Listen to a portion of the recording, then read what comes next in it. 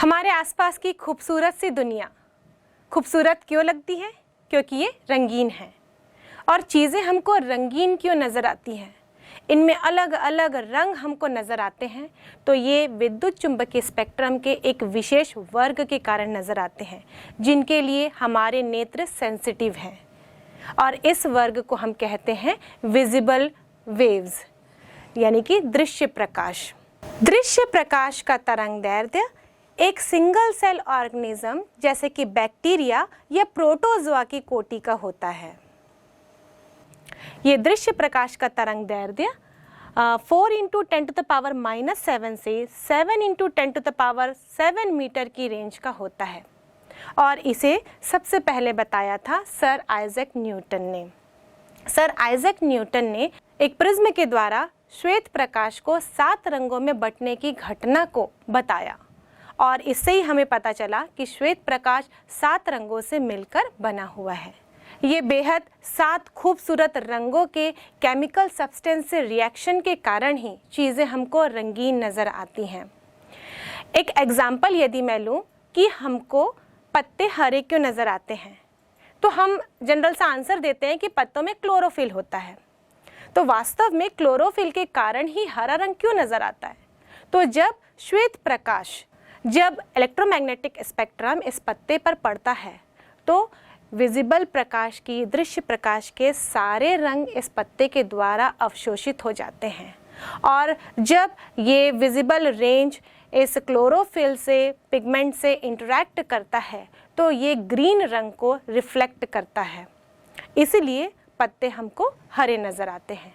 वैसे ही सारी वस्तुओं के साथ भी होता है, उनमें जो अलग अलग केमिकल सब्सटेंस रहते हैं, उनसे इंटरैक्शन के कारण ही विजिबल प्रकाश रिफ्लेक्ट होता है, और हमारी आँखों तक जो तरंगदैर्ध्य पहुँचता है, हमको वस्तु उसी रंग की नज़र आती है। ये 7 रंग में 2-3 रंग कंबाइन होते हैं और चीज़ों के अलग अलग रंग हमको नज़र आते हैं। जैसे कि हम सोचें कि ये आकाश हमको नीला क्यों नज़र आता है, तो जो सूर्य से आने वाली प्रकाश है वो एटमॉस्फेयर में जब एंटर करती है, तो एटमॉस्फेयर में जो ऑक्सीजन और नाइट्रोजन होते हैं उनसे इनका इंटरेक्शन होता है, जिसके कारण जो ब्लू कलर है, ब्लू कलर की वेवलेंथ है, वो अधिक स्कैटर हो जाती है और हमको आकाश नीला नज़र आता है। वैसे ही हम देखें कि सूर्य जब ढलता हुआ रहता है और उगता हुआ रहता है, तो वो हमको लाल और पीले रंग का नज़र आता है, कुछ इस ऑरेंज रेड कॉम्बिनेशन में नज़र आता है। वो इसलिए क्योंकि सारे ब्लू कलर के वेवलेंथ तो स्कैटर हो चुके होते हैं, तो बचता है रेड और येलो कलर का वेवलेंथ, जिसके कारण हमको जो सन है, सूर्य है, वो रेड कलर का नज़र आता है। यदि मैं रंगों के बारे में डीपली बात करूँ, तो हमारे ब्रह्मांड में मौजूद तारे हैं। इन तारों को हम देखें तो कोई तारे हमको लाल नज़र आते हैं और कोई तारे हमको नीले नज़र आते हैं। तो इनमें से बताओ कौन सा तारा ज़्यादा अधिक गर्म होगा? यदि हम बात करें विजिबल लेंथ की, जो हॉटर ऑब्जेक्ट रहते हैं, गर्म वस्तुएं रहती है, वो शॉर्ट वेवलेंथ देती हैं, और जो ठंडी वस्तुएं रहती हैं कंपैरेटिवली, वो हमको लॉन्गर वेवलेंथ देती है। यानी कि हमारे पास यदि 2 तारे हैं, एक नीले कलर का और एक लाल कलर का, तो उनमें से ज़्यादा गर्म कौन सा हुआ? जो नीले रंग का तारा है वो ज़्यादा गर्म होगा। हम यदि अपने घर में गैस का फ्लेम देखें, तो अगर वो कम गर्म रहता है तो वो लाल जलता है, लेकिन अगर वो बहुत ज़्यादा गर्म हो जाता है तो वो पूरा ब्लू कलर, और हमारे गैस का फ्लेम ब्लू ही रहता है क्योंकि वो बहुत ज़्यादा गर्म होता है, बहुत ज़्यादा गर्म पिंड से उत्सर्जित होते हैं, इसलिए वो ब्लू कलर के रहते हैं। तो इस प्रकार हम 7 कलर दृश्य प्रकाश में देख सकते हैं। इनका जो आवृत्ति होती है वो 4 × 10⁻14 हर्ट्ज से लेकर 7.5 × 10⁻14 हर्ट्ज की होती है, और ऊर्जा 3 × 10⁻−19 से 5 × 10⁻−19 जूल की होती है। इनकी उत्पत्ति का मुख्य कारण क्या है? सूर्य, क्योंकि सूर्य से जो प्रकाश मिल रहा है वो दृश्य प्रकाश है। सूर्य के बिना अंधेरा हो जाता है और हम चीज़ों को नहीं देख पाते। और इसका दूसरा जो मुख्य स्रोत है वो है उत्तेजित परमाणु। अगर हम इनके डिटेक्टर की बात करें तो इनका सबसे अच्छा डिटेक्टर क्या है? मानव नेत्र, क्योंकि हमारी आंखें विजिबल लाइट के लिए सेंसिटिव हैं। यदि हम इनके गुणों को देखें तो दृश्य प्रकाश दृष्टि संवेदना उत्पन्न करते हैं, मतलब इसके कारण ही हम देख पाते हैं। जो ऑप्टिकल सेंस होता है वो दृश्य प्रकाश के कारण ही होता है। विजिबल लाइट में केमिकल इफेक्ट होता है, ये केमिकल रिएक्शंस कर सकते हैं और इसी कारण ये फोटोग्राफिक प्लेट को भी अफेक्ट करते हैं। नेक्स्ट यदि हम देखें तो विजिबल लाइट में प्रकाश विद्युत प्रभाव होता है। इसी कारण जब किसी पर्टिकुलर फ्रीक्वेंसी की प्रकाश किसी धात्विक प्लेट पर पड़ती है तो उसमें से इलेक्ट्रॉन उत्सर्जित होने लगते हैं, जिस घटना को हम प्रकाश विद्युत प्रभाव कहते हैं। हमारे आसपास की जगत की विभिन्न जानकारियाँ, जैसे गैलेक्सीज की, विभिन्न तारों की, ब्रह्मांड की, इन सब की जानकारियाँ भी हमको विजिबल प्रकाश के द्वारा ही प्राप्त होती है। तो जो बेहद खूबसूरत सी दुनिया हमको हमारे आसपास नज़र आती है वो केवल दृश्य प्रकाश के कारण ही नज़र आती है। जब साइंटिस्ट हर्शल ने 1800 में विभिन्न विजिबल तरंग दैर्ध्य के ताप का मापन किया तो उन्होंने देखा कि लाल रंग के बाद एक इनविजिबल तरंग दैर्ध्य था जिसका तापमान और भी अधिक पाया गया। इस इनविजिबल रेंज को उन्होंने नाम दिया इंफ्रारेड तरंगे। क्योंकि इनका तापमान अधिक था इसलिए उन्होंने इन तरंगों को ऊष्मा तरंगों का नाम दिया, क्योंकि इन तरंगों के कारण ही वस्तुओं में ऊष्मीय प्रभाव पाया जाता है। यदि इंफ्रारेड रेडिएशन किसी ऑब्जेक्ट के द्वारा अवशोषित कर ली जाती हैं तो वो वस्तुएं गर्म हो जाती है। या हम कह सकते हैं कि जो हॉटर ऑब्जेक्ट्स होते हैं वो इंफ्रारेड रेडिएशन उत्सर्जित भी करते हैं। जैसे कि हम बात करें, अगर हम किसी वस्तु को जलाते हैं, गर्म करते हैं, गर्म करने पर उसमें से जो ऊर्जा है वो दृश्य प्रकाश के रूप से निकलती है, जिसको हम आग कहते हैं। लेकिन जो ह्यूमन बॉडी है, जैसे हमारा शरीर, वो भी तो रेडिएशंस उत्पन्न कर रहा है, उसमें भी गर्मी होती है। तो ये रेडिएशंस कौन से रेंज में आती है? ये इंफ्रारेड। इन तरंगों का यदि तरंग दैर्ध्य हम देखें तो ये होता है 7 × 10⁻⁻7 से लेके 1 × 10⁻³ मीटर की रेंज का होता है। और इनकी आवृत्ति देखें तो ये 3 × 10⁻11 से 4 × 10⁻14 हर्ट्ज तक की होती है। इनकी ऊर्जा 2 × 10⁻22 से 3 × 10⁻19 जूल की होती है। और इनके स्रोत होते हैं गर्म पिंड। जो इंफ्रारेड रेडिएशन से इनके डिटेक्टर की बात करें तो इनके डिटेक्टर यानी इनके संसूचक होते हैं थर्मोपाइल या फिर बोलोमीटर। यदि हम अपने घरों में टीवी के चैनल को चेंज करते हैं तो हम इस्तेमाल करते हैं रिमोट। जब हम रिमोट का बटन दबाते हैं तो चैनल चेंज हो जाता है। तो कोई ना कोई यहाँ से इंस्ट्रक्शन है जो टीवी तक जाता है, और ये इंस्ट्रक्शन, ये सूचना किसके माध्यम से जाती है? ये जाती है इंफ्रारेड रेडिएशंस के माध्यम से, जो कि इनविजिबल होती है।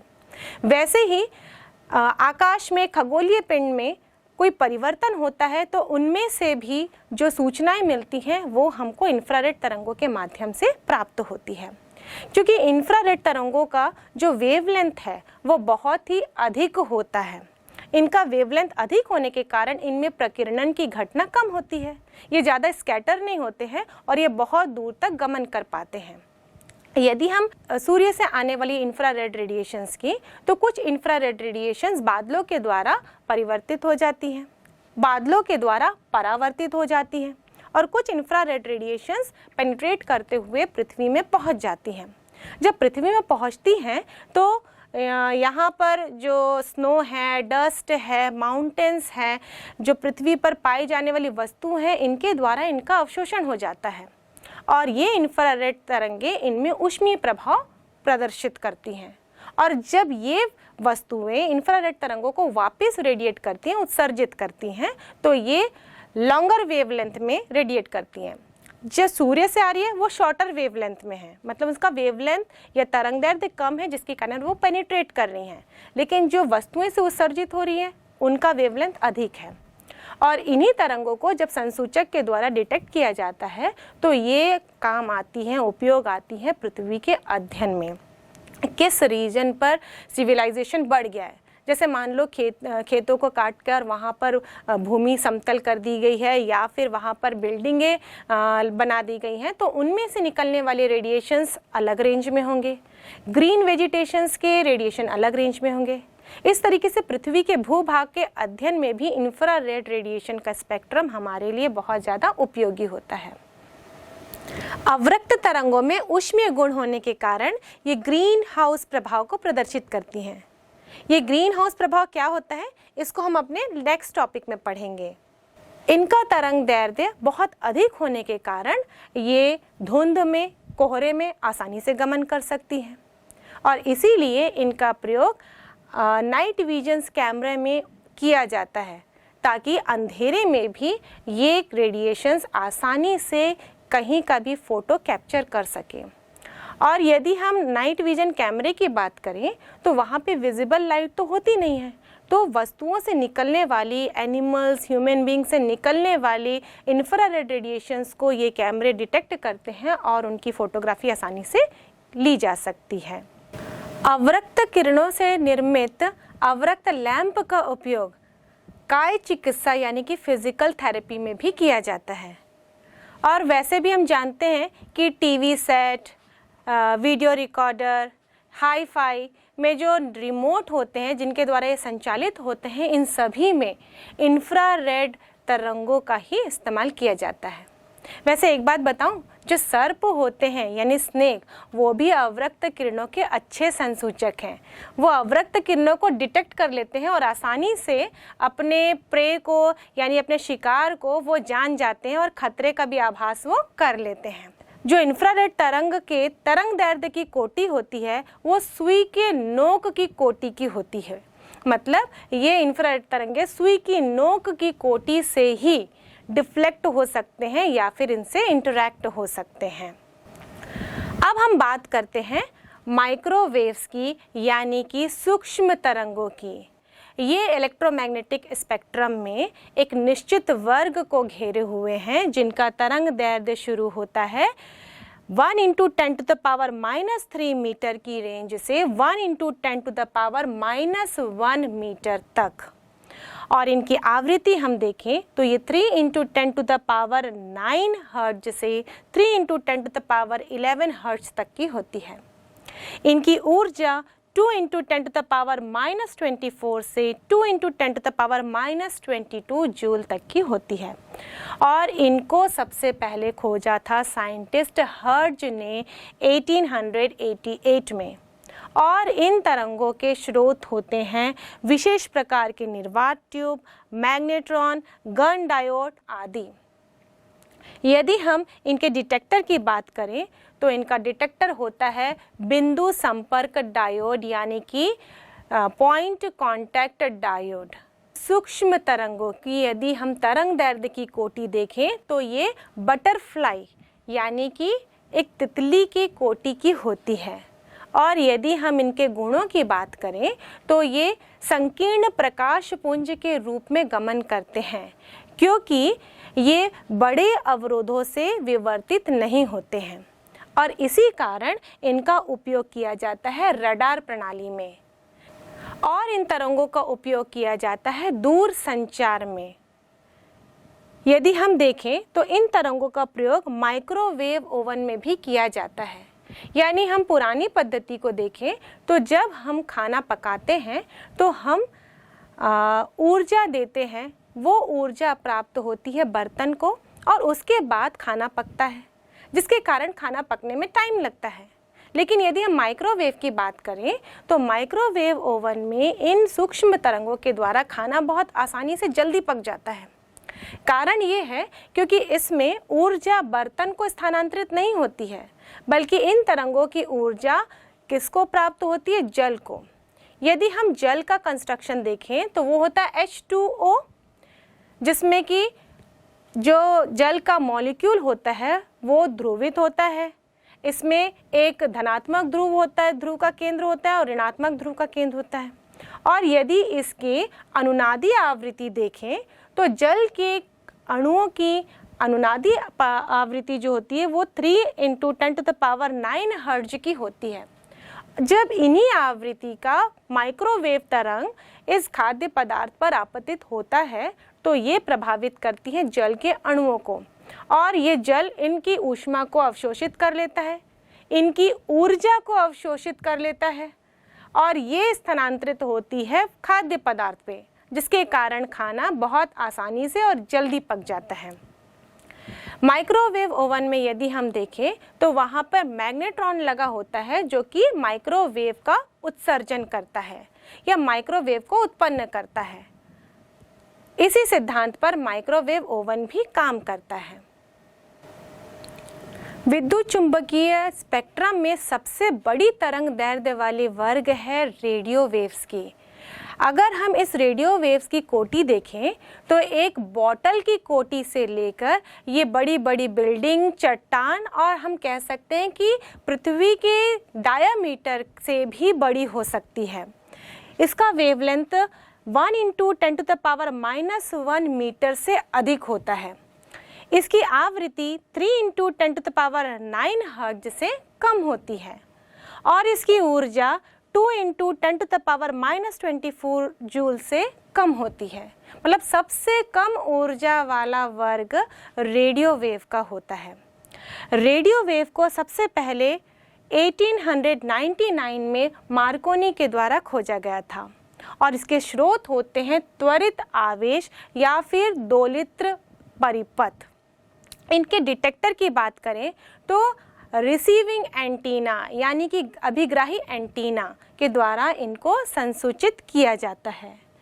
इनके गुण यदि हम देखें, क्योंकि इनका तरंगदैर्ध्य बहुत अधिक होता है तो ये बड़े बड़े वस्तुओं से भी विवर्तित आसानी से हो जाती हैं, क्योंकि बड़े वस्तुओं की कोटि का इनका तरंगदैर्ध्य होता है, इसलिए बड़ी वस्तुएं इनको आसानी से विवर्तित कर देती हैं। यही कारण है कि बड़ी बड़ी बिल्डिंगों की उपस्थिति में रेडियो वेव्स आसानी से विवर्तित हो जाते हैं। इनका उपयोग देखें तो इनका उपयोग दूर संचार मतलब कि दूरदर्शन में और रेडियो स्टेशंस में इनका उपयोग किया जाता है। हम यदि संचार की बात करें तो जो बड़े तारों की खोज हुई जैसे कि सीरियस और वेगा, इन तारों से आने वाली रेडियो तरंगों के कारण ही हम इनको डिटेक्ट कर पाए। ब्रह्मांड में होने वाली कई खगोलीय घटनाओं का अध्ययन भी इन रेडियो तरंगों के द्वारा ही किया जाता है। यदि हम रेडियो तरंगों की बात करें तो उनका उपयोग एंटरटेनमेंट के लिए किया जाता है। दूरदर्शन में हम क्या करते हैं? एंटरटेनमेंट करते हैं, अपना विभिन्न सीरियलों को देखते हैं, गाने सुनते हैं, पिक्चर देखते हैं, तो एंटरटेनमेंट होता है। साथ साथ इंफॉर्मेशन के भी काम आता है, जैसे कि हम न्यूज़ देखते हैं या फिर कोई ज्योग्राफिकल चैनल देख रहे हैं, हिस्टोरिकल चैनल देख रहे हैं, तो हमारा इंफॉर्मेशन भी बढ़ता है। कम्युनिकेशन के काम आता है, हम एक स्थान से दूसरे स्थान तक रेडियो तरंगों के द्वारा कम्युनिकेट कर सकते हैं। रेडियो स्टेशंस में भी इन रेडियो तरंगों का उपयोग किया जाता है। यदि हम रेडियो स्टेशंस की बात करें तो स्पेस स्टडी के लिए हमारे पास इतना बड़ा रिसीविंग एंटीना है जिसका डायामीटर 305 मीटर का है। यानी हम फुटबॉल ग्राउंड की बात करें तो 3 फुटबॉल ग्राउंड इसके अंदर आ जाएंगे, और इसी रेडियो एंटीना की सहायता से हम आकाश में होने वाली घटनाओं का अध्ययन कर लेते हैं। और इसी प्रकार क्वेज़ार्स जैसे स्टार्स की भी हमने स्टडी इन रेडियो स्टेशंस में की है, और विभिन्न रेडियो स्टेशन में हम इस प्रकार के रिसीविंग एंटीनाज लगाते हैं और हम ब्रह्मांड का अध्ययन कर सकते हैं। तो इस प्रकार हमारे पास जो विद्युत चुंबकीय स्पेक्ट्रम मौजूद है उसमें से दृश्य प्रकाश के द्वारा हम इस खूबसूरत दुनिया को देख सकते हैं, और जो इनविजिबल तरंगे हैं उनके कंपोजिशन को हम कंबाइन करके विभिन्न खगोलीय पिंडों के अपने आसपास उपस्थित वस्तुओं का अध्ययन आसानी से कर सकते हैं। जैसे कि माइक्रोवेव, एक्स रेज और रेडियो वेव्स का कंबाइन यदि हम स्पेक्ट्रम लें तो उसके द्वारा हम स्टार्स का अध्ययन कर सकते हैं। वैसे ही infrared, X rays, visible rays आदि स्पेक्ट्रम का अध्ययन करके हम पृथ्वी पर मौजूद वेजिटेशंस, यहाँ पर मौजूद सिविलाइजेशन, यहाँ के वेदर, होने वाले परिवर्तन, इन सारी चीज़ों का अध्ययन आसानी से कर सकते हैं।